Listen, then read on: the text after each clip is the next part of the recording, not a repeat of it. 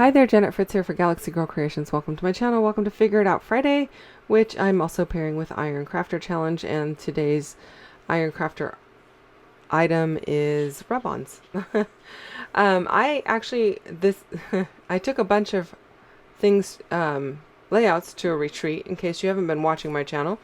MK and I are doing something a little bit different, where we are doing the mixed media on Mondays for Messy Monday. And then we are doing a kitting it up type of a deal on Wednesdays to figure out what goes with it Wednesday.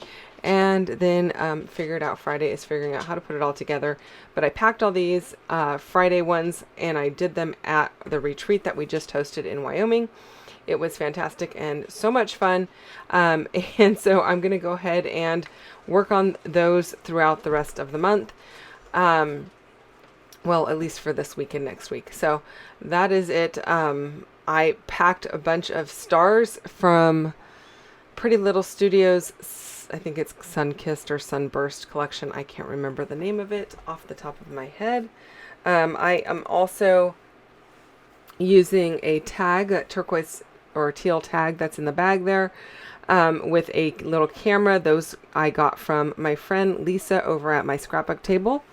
And so I'm just kind of layering these up. I had an extra piece of mixed media paper where I had picked up a bunch of the pigment off of my desk.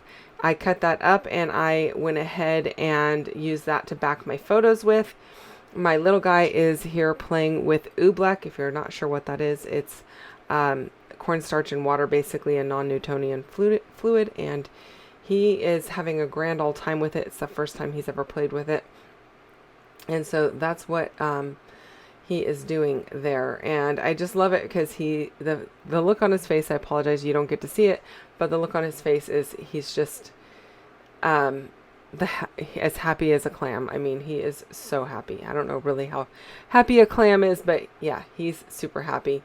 And then a little bit later into his experimentation with the goo, his oldest sister walked in and ended up joining in the fun a little bit. I did not do those photos today. I'm going to do those for her album, and he just thought it was fantastic. So I'm using a little bit of Catherine Pooler ink in Lime Ricky, and I think this is Blue Suede Shoes, I'm pretty sure, to ink up the edges of all the stars and all of the ephemera pieces that I have there. I've tucked in a couple of labels. One says loving, one just is blank, and that's where I'm going to probably put the date on it. And just, yeah, giving everything a bunch of definition so that it pops out and you can see them against each other. While I do that, go ahead and tell you a little bit about this series that is hosted by Tara over at the Paper Snob.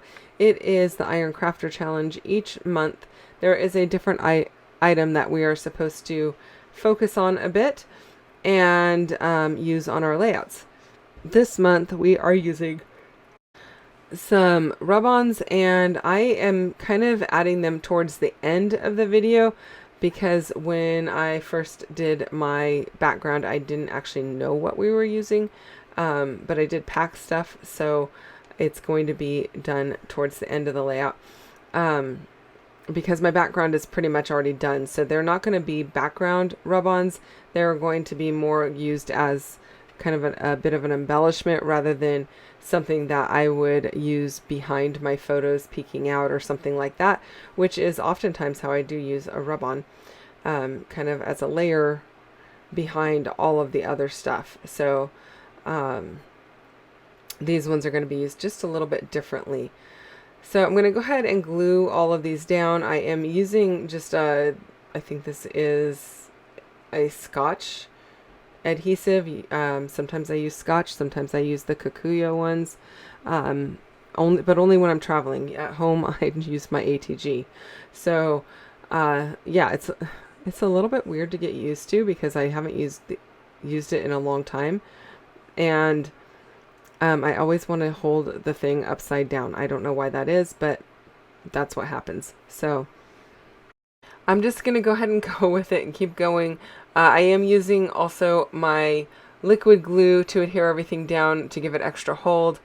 I did this on watercolor paper, and the main reason for that, in case you missed Mondays, is that I wanted it to run really well and I didn't want to have to really force it. So the watercolor paper does a really good job of allowing the liquid to run without absorbing really quickly like a cardstock would. So that's what allowed me to get those really drippy runs on them, and I'm really liking how it looks. It plays really well with the photos because there's a lot of that going on in the photos, a lot of drippiness and gooiness, and so I felt like it was the right technique to go with for me because of that. And I do also love the colors and how they mix. There's actually just 2 colors on this layout, and I'm just telling you this in case you missed Monday's video. You can go back and watch it if you care to see the mixed media come together. But I really just used London Blue Dylusions spray and some fresh lime Dylusions spray. That the top stripe in each one of those is a combination of the 2, and they just mixed really well. They were left over on my desk, so it got a 3rd stripe on it. I really love this. This is also the sketch that we used for Mix It Up Monday on Monday, so you can go and check that out. It was a sketch from Christine Steele Harden, and you can go give her a little bit of love as well because this design would not have come together without her. And I really like the way that it ended up looking. Now I did take off about a 1/4 of an inch on all 4 sides. I'm going to say about a 1/4 of an inch. I'm not using a true measurement. I'm just kind of using the blade guide there on the trimmer to kind of dictate where I'm trimming it down to so that they're all even. And that is a really old Kaisercraft trimmer. I do like it because I take it with me when I travel. It's very lightweight. It's a rotary blade, and it allows me to gut things out as well just because of that.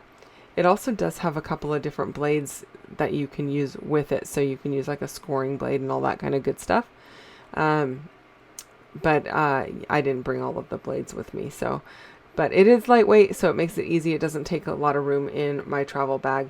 So that's the one I reach for probably the most when I have to fly. Okay, I'm going to go ahead and put my liquid glue and a little HEG to hold everything in place while the liquid glue sets. That's why I put both on there. And then I'm going to use these thickers that I've had in my stash for a long time, and they look like they have not been used hardly at all.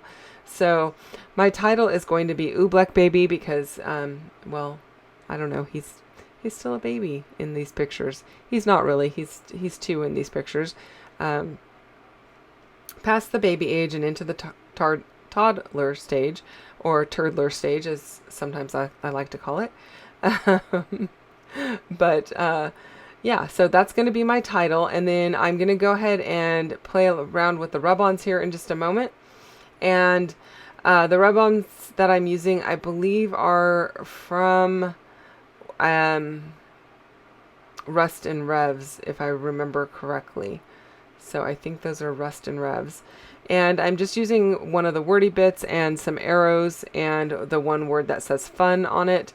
And I think that's going to be just enough. It's also going to bring in some pops of black, which is great because I did decide to use that black camera that Lisa gave me. And I am going to actually get rid of the ribbon on the top of the tag that is tucked in, and actually that tag is removable, so I could actually do a little bit of journaling on there. But I'm going to go ahead and just remove the ribbon and put in some twine instead. Then I'm going to use a little bit of black and white twine, and that's going to play more off of the black rub-ons that I've got going on here, and I think they look really cute. It just gives a little bit of added extra detail. You can do a lot with rub-ons. I really do love them. I don't use them as much as I probably should because I do have a ton in my stash, and they do need to get used because they don't last forever if you don't use them. So get them on the paper, and then get yourself some more new ones. So that's how that works. Although I will say the 49 and Market rub-ons do last a lot longer than any of the other ones I've had in the past. They are really easy to use and go on very, very smoothly. So highly, highly recommend those. Just using my tweezers or my palette knife to go ahead and rub those down, because I did not bring any rub-on tools with me. And so that's going to pretty much show you how easily they are to put on and not having to do a whole lot of work to get those put down. And then here's my black and white twine, and I'm just tying it in a regular overhand knot, just to, or, you know, like you tie your shoes. So yeah, that's it, you guys. I hope that you enjoyed this one. Don't forget to check out everyone playing along with the Iron Crafter Challenge. The link is down below for that, as well as go check out MK's channel to see what she is doing for her Figure It Out Friday layout. And that is pretty much it, you guys. I hope you enjoyed this one. If you have questions or comments, you can leave them down below. As always, I will get back to you as quickly as I possibly can. Yeah, I'm a little bit behind, but it'll happen. So leave any questions you have down there. Hit the thumbs up if you enjoyed this one, and don't forget to subscribe if you're not already subscribed. I will see you guys again Monday with another one. Take care and have a great day. Bye-bye.